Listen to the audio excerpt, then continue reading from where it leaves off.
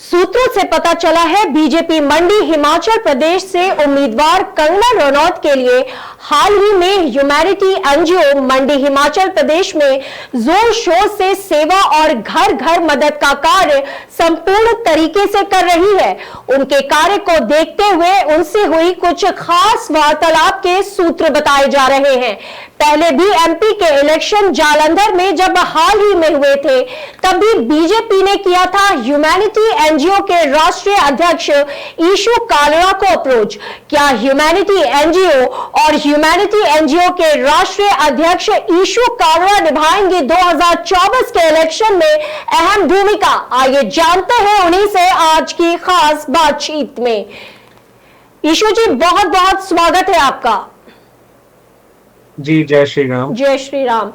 ईशू जी बताएं, जैसा कि हम जानते हैं एक साल से ह्यूमैनिटी एनजीओ लाखों गरीबों असहायों की सहायता कर रही है और अब हिमाचल प्रदेश में आपकी एनजीओ ह्यूमैनिटी काफी सक्रिय है और कंगना रनौत के चुनावी प्रचार में पूरी तरह से सहयोग कर रही है। इसके बारे में कुछ विस्तार से बताएं।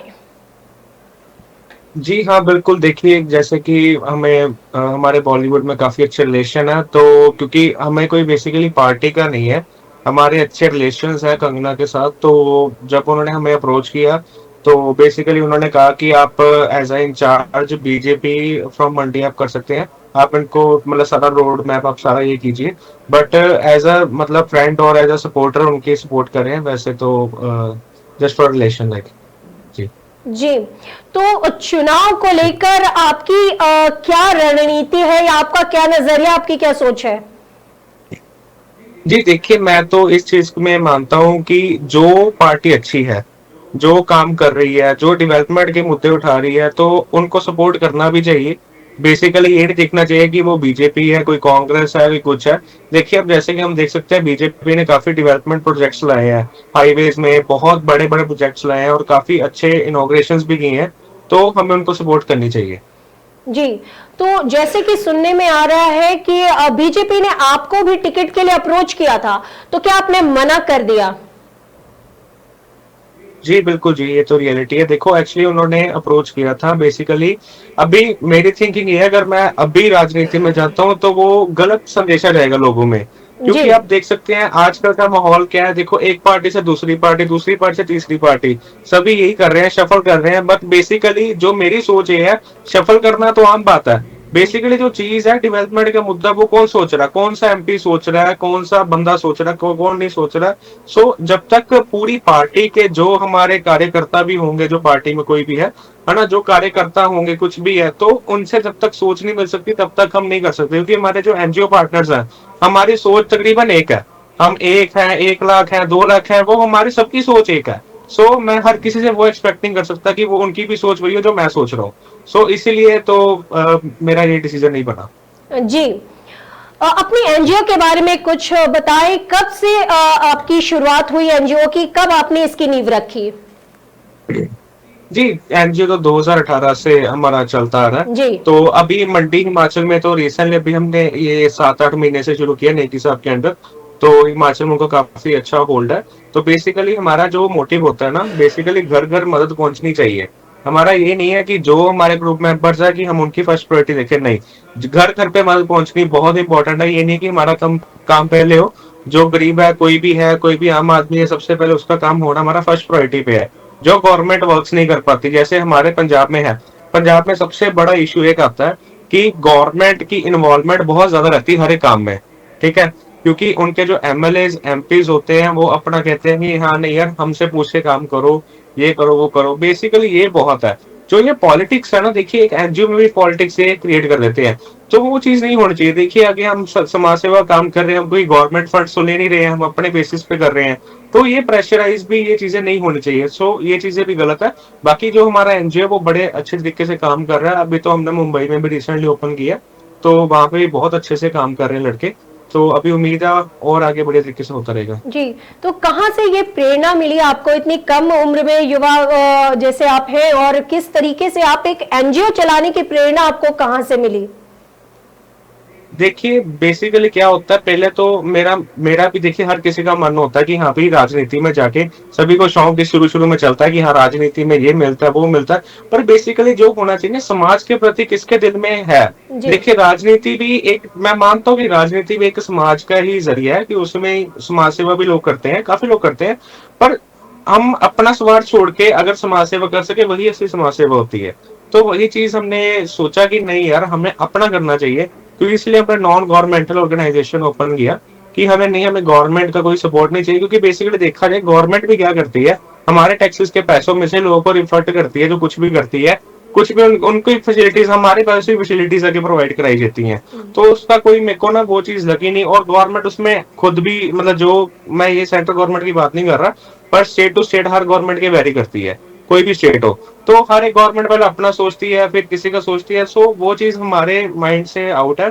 तो हम चाहते हैं कि जो चीज है डायरेक्ट पीपल तक पहुंचे, वो हम अपनी तरफ से जो कर सकते हैं वो बेस्ट करते हैं। जी, तो जैसे कि आपने बताया कि गवर्नमेंट फंड्स आप नहीं ले रहे हैं, तो कहाँ से ये फंडिंग आपको कहाँ से मिल रही है, कौन से लोग हैं जो सहयोग कर रहे हैं संस्था को चलाने में? जी, हमारे जो फंड्स रेशो है, कोई भी है, वो हमारे मेंबर्स ही हैं।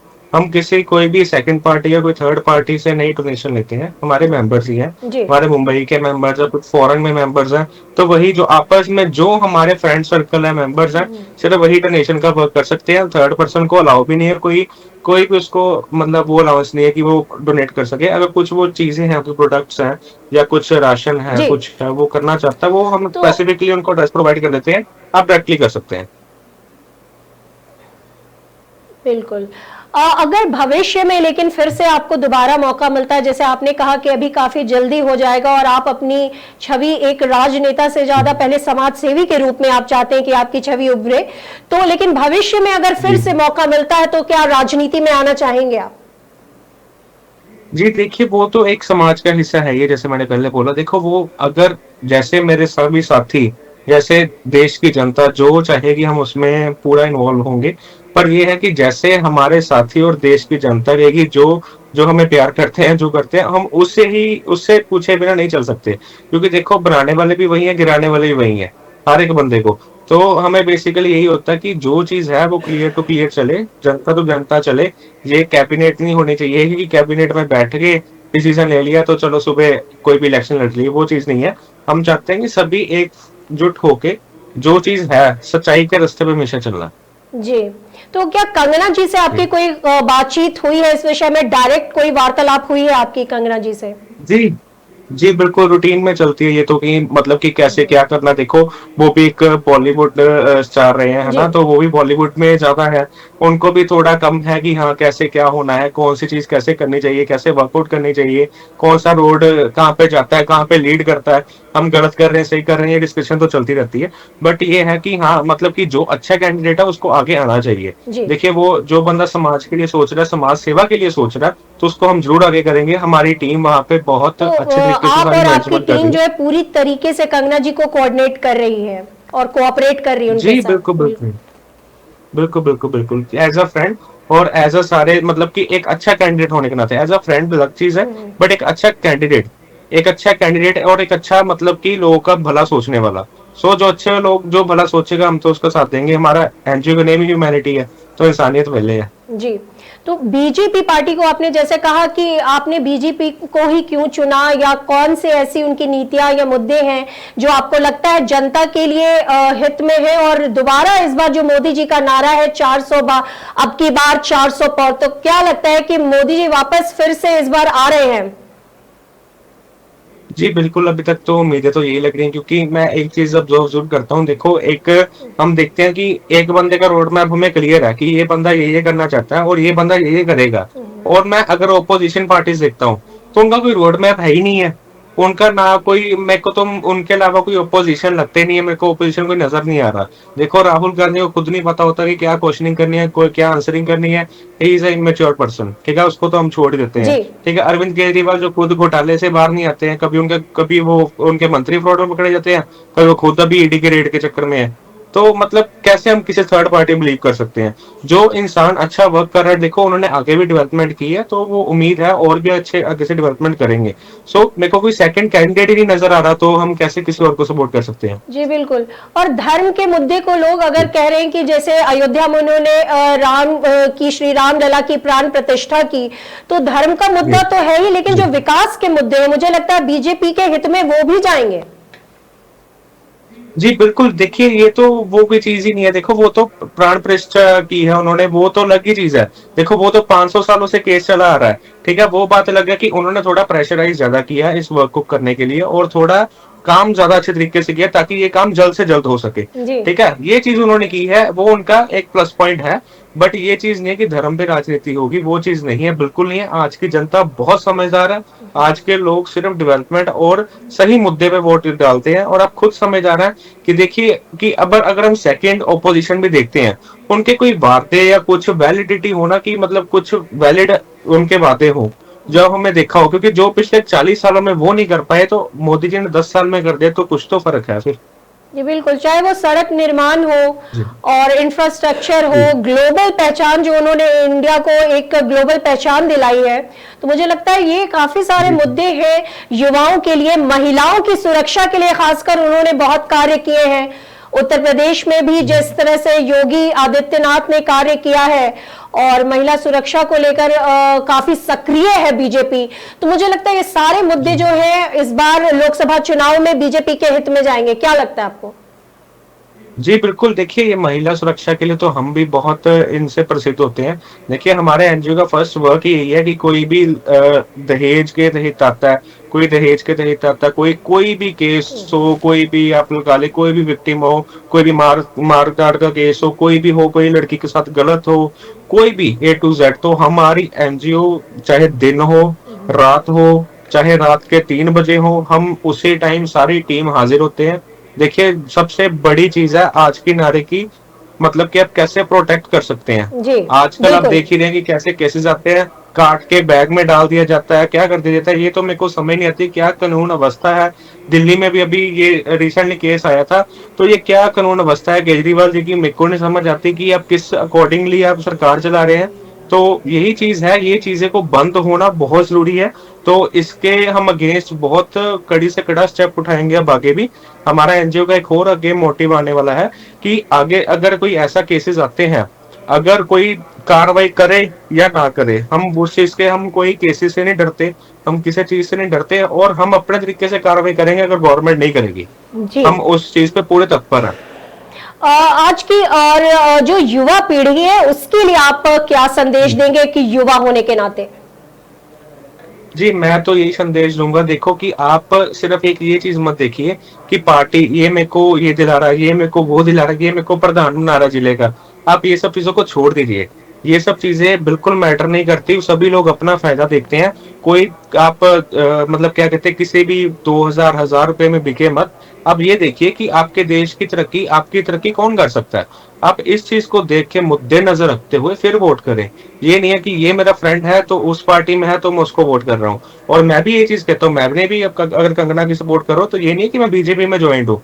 इसका कोई मतलब नहीं है। जी देखो वो एक फ्रेंड है, चलो एक अलग मैटर है, बट उसकी एक जो सोच है, जो सोच अच्छी रखता है, उसको हमने आगे बढ़ाना है। वो हमारा फर्ज है, वो हमारा कर्तव्य है। वो जी सभी लोगों का है, कोई ये नहीं होना चाहिए कि जो हाँ ये मेरे को पैसे दे रहा तो मैं इसके पास जाऊँ। बिल्कुल। तो जो जी। जनहित की सोच है, जो जनता की सेवा करने की सोच है, विकास की जो सोच है, आप उसके साथ हैं। जी। जी, बिल्कुल, हमारा तो अभी विज़न यही है कि अभी हमने पूरे भारत में काफ़ी हद तक सारी जगह पे हमने एनजीओज़ ओपन कर दिए हैं। बट हमारा विज़न ये है कि जो बाहर भी क्राइम रेट होते हैं, आउट ऑफ कंट्री, वो चीज़ों में हम देखते हैं कि पुलिस क्या करती है बाहर की भी, जो मैं एनालाइज़ करता हूँ। अगर वो केस 24 आवर्स में हल हो गया, ठीक है, पुलिस बाहर की बहुत अच्छी है, मैं उसको डिनाई नहीं करता, लेकिन हल हो गया, ठीक है, नहीं तो वो दोबारा नज़र नहीं डालते। ये चीज़ है, हम बाहर भी ये सोच लेना चाहते हैं, अपनी हर एक कंट्री में ये सोच होनी जी चाहिए कि बिल्कुल। महिला की सुरक्षा सबसे पहले, उसके बाद कोई भी जो कोई गरीब है, कोई आम आदमी है, ये तो हर एक गवर्नमेंट की सोच है नहीं, कोई सड़क पे नहीं सोना चाहिए। यहाँ पे भी होता है, भारत में भी होता है, बाहर भी होता है। बाहर भी यहाँ से पंजाब से लोग जाते हैं, तो बाहर जाके नहीं सेटल होते तो सड़कों पे रहते हैं। वो चीज़ बिल्कुल नहीं होनी चाहिए, हर एक सोच को बदलना बहुत ज़रूरी है। यूथ का जो ये है मतलब कि बाहर जाने का क्रेज है पंजाब में खास करके, इस चीज को भी हमने बंद करना है। क्योंकि ये चीज देखिए कि पंजाब से कोई भी युवा जाता है 15-20 लाख रुपए लेके जाता है, तो वो किसका नुकसान है? ये तो गवर्नमेंट आज तक ना कांग्रेस आई है, जो कांग्रेस ने नहीं सोचा, आम आदमी पार्टी ने नहीं सोचा। ये तो बहुत गलत चीज है, जो पंजाब का ही नहीं सोच रहा उसको वोटिंग क्यों देनी।